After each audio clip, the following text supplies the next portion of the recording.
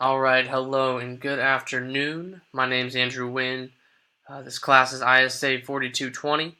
We're in the spring semester of 2018. Today we're going to be talking about Apparmor and HTTPS in the Linux and Windows environment. Alright, Apparmor is only available on Ubuntu. It is not available in the Windows environment. But what is Apparmor?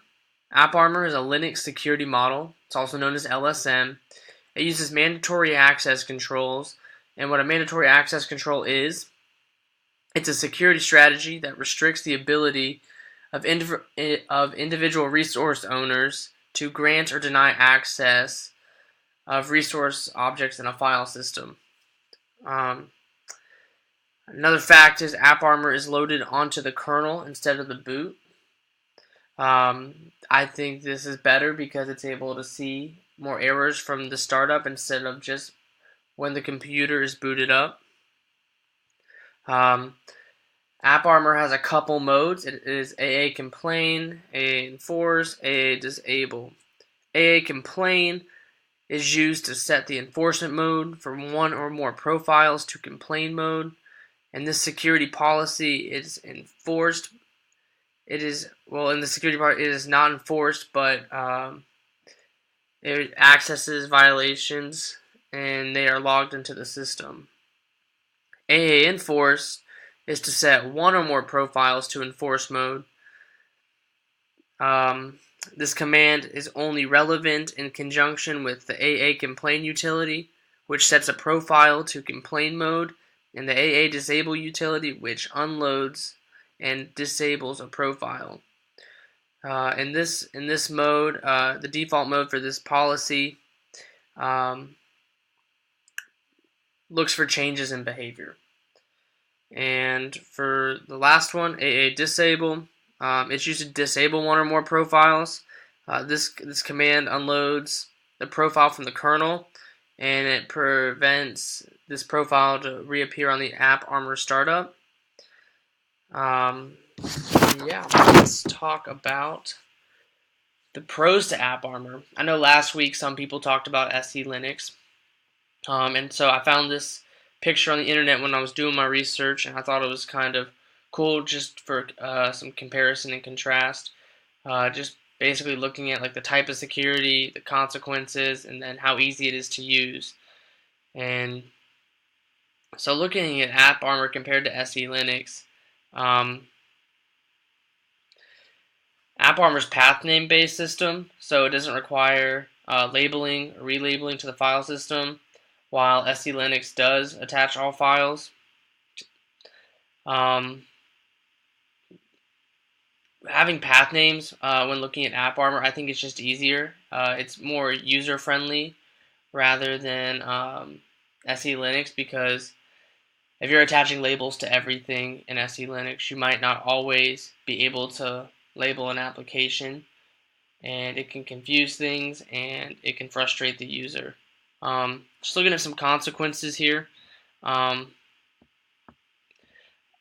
is just easier to use. It uses integration with the Novell platforms, why SE Linux is hard to maintain.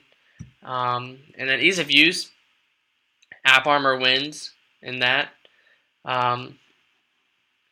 Its main goal is for users to be able to use everything on there. Has an integrated GUI. There's a console tool set. You can learn in about 1 or 2 days, but when you're trying to learn SE Linux, it's many policy languages. It's hard to manage. So just looking at the two, Apparmor is just a great thing to put on your Linux box, and it will help increase security in your computer. So some best practices for hardening Apparmor on Ubuntu. One thing I found was the Docker application. Basically what that is it just simplifies software packaging by creating small software units. And how that happens is it just kind of starts with a base OS image, followed by software installation, and finally the configuration adjustments. It just works through building from small build files. and I think that's a good thing to link with Apparmor, just because it's going to make your software stronger.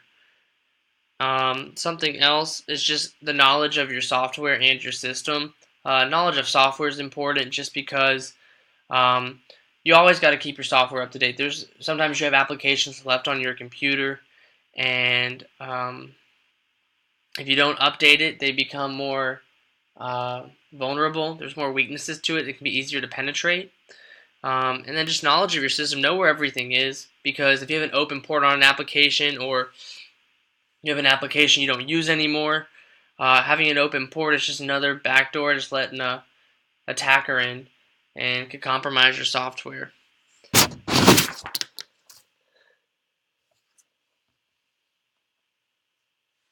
Something else is to have paths and permissions, and then something I found is just restrictions. Give the user the minimum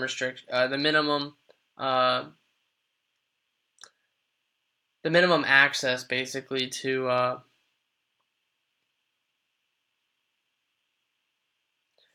for them to access and get around on the system.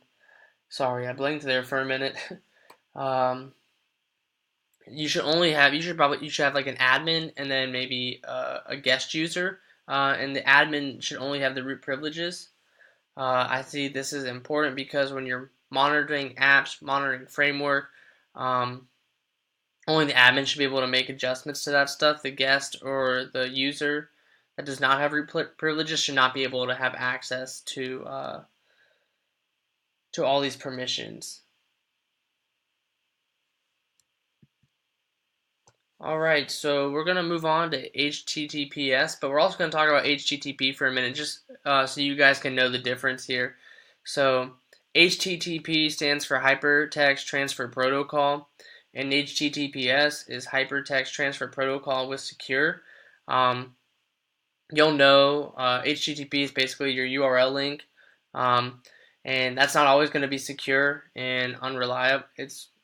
It might it's not secure and unreliable. It uses port 80 by default, and this is subject to like man-in-the-middle attacks, maybe some phishing emails. You're just vulnerable when you use these websites.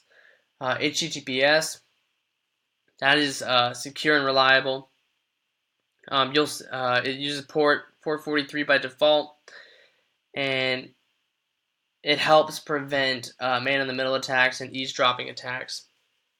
And you'll know this, so when you go on, like say you go on to your, say you bank with Bank of America and you log on to their website, you'll see an HTTPS URL, and you'll see like a little lockbox on it, knowing it's secure. And so all communication you have with that website, your information stuff will be held secure there. So when looking at HTTPS, you have two different kinds. You have IIS 7 on the Windows, and you have Apache on Linux. Looking at some hardening recommendations for Apache, I think just some simple things is just hide the version, hide the identities, just covering up what version you're using is automatically going to limit the attacker or anybody trying to compromise your system. If they can't see the version, they don't know what vulnerabilities that current software has. Basically, if it's not hidden, it exposes your system and you become more vulnerable. Separate groups, just separate your groups out when you have privileges. Just distinguishing between the admin and user instead of everyone having the same level of access. Basically, if your admin has higher access and your groups or your users have different access, it just helps reduce the risk. And then just with restrictions, also go with separate groups. Do you allow, do you deny? Who gets access, who doesn't? So you can put certain things in like need to know or least privilege policies, just so you don't have people having access to information that they don't really need to be having. Another way to secure Apache is just to disable your directory settings. Enable logging. Let's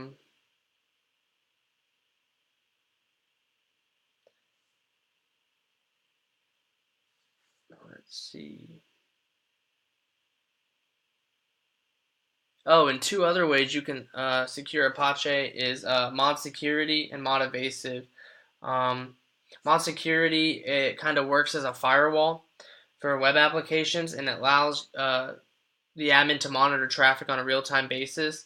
So this helps you protect your websites and your web servers from brute force attacks. Um,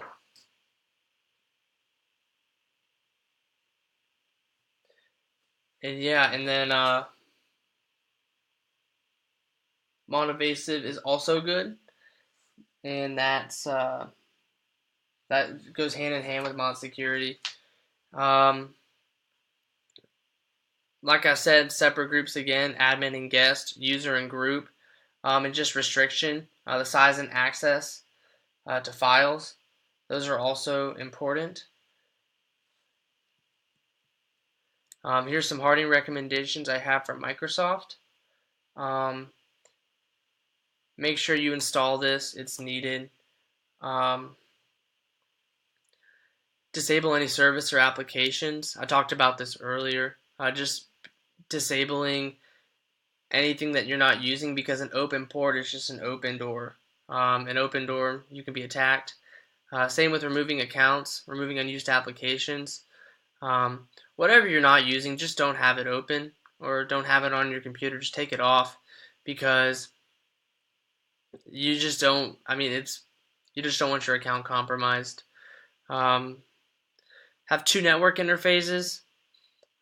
Create and enforce policies. Policies are huge. If you have a guest on your account, you have a user account, have policies put in for what they can and can't access. Like I said earlier, least privileged need to know. Only give them a certain access to certain files or whatever they need to do to complete their task. Just because restricting access is huge. Um, when you restrict access, you make your environment safer, less likely to be attacked. Um,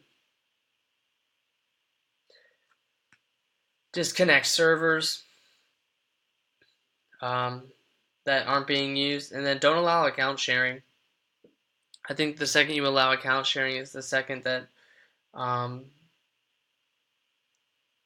it's just dangerous. Employees sharing accounts and stuff, things can get caught up, files could get shared, it could get into the wrong hands, it could really hurt a company.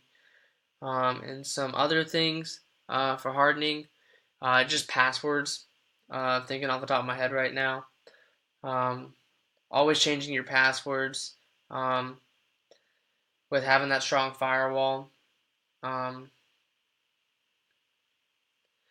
but yeah, so definitely when on a Windows environment compared to a Linux, you need to worry about hardening your firewalls a lot because of viruses.